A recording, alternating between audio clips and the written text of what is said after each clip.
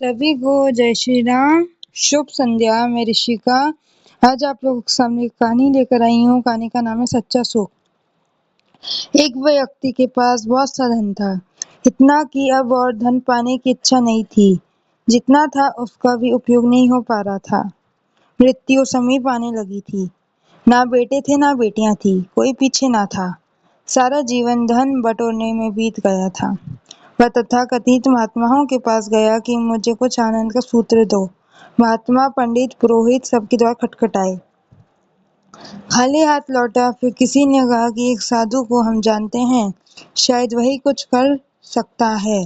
उनके ढंग जरूर अनूठे हैं, इसलिए चौंकना मत। उनके रास्ते उनके निजी है, उनकी समझाने की विधियां भी थोड़ी अजीब होती है।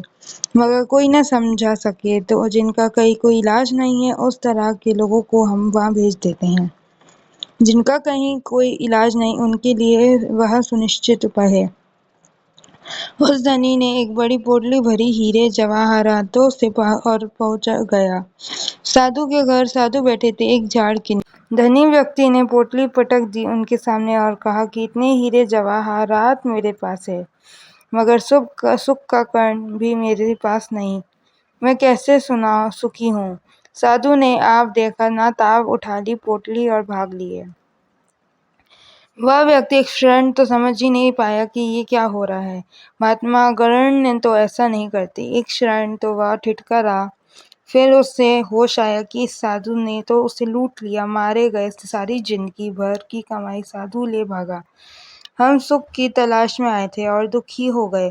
व्यक्ति भागा, चिल्लाया कि लूट गया, बचाओ। साधु चोरे बेईमान है, भागा जा रहा है। साधु ने पूरे गांव में उस व्यक्ति से चक्कर लगवाया। साधु का गांव तो जाना माना था। गली कूचे से पहले से पहचान थी। इधर से निकले उधर से निकल जाए। भीड़ भी पीछे हो ली। भीड़ तो साधु को जानती थी कि जरूर कोई विधि होगी। गांव तो साधु से परिचित था, उसके ढंगों से परिचित था। धीरे धीरे आश्वस्त हो गया था कि वह जो भी करे, वह चाहे कितना भी अबूझ मालूम पड़े, भीतर कुछ राज छोटा है। लेकिन उस व्यक्ति को तो कुछ पता नहीं था। वह पसीना पसीना जीवन में कभी भागा भी नहीं था। इतना थका मांदा साधु उसे भगाता हुआ, दौड़ता हुआ, पसीने से लथपथ कराता हुआ वापस अपने झाड़ के पास ले आया, जहाँ उसका घोड़ा खड़ा था। साधु ने लाकर पोटली वहीं घोड़े के पास पटक दी और स्वयं झाड़ के पीछे छिपकर खड़े हो गए। एक व्यक्ति लौटा। पोटली नीचे पड़ी थी, घोड़ा खड़ा था। उसने पोटली उठाकर छाती से लगा ली और कहा कि हे परमात्मा, तेरा बहुत बहुत धन्यवाद। आज मुझे जैसा सुखी इस दुनिया में और कोई भी नहीं। मुझे मेरा धन वापस मिल गया।